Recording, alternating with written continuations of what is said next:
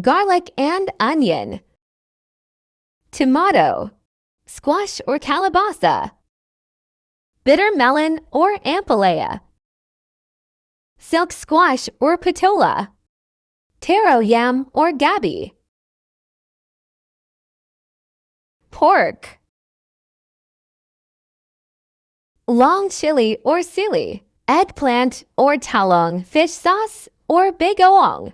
Cook the pork in water, then oil to sautéed with garlic, onion, and tomato.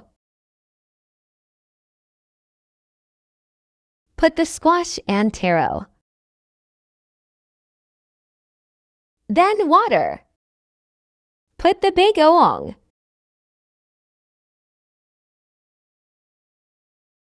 Cover it. After 2 minutes, put eggplant. Add more water, long chili, and some ground pepper. And add more bagoong. The last one, put the bok choy. Filipino stew vegetables or pinakbet is done, in my version. Thank you for watching.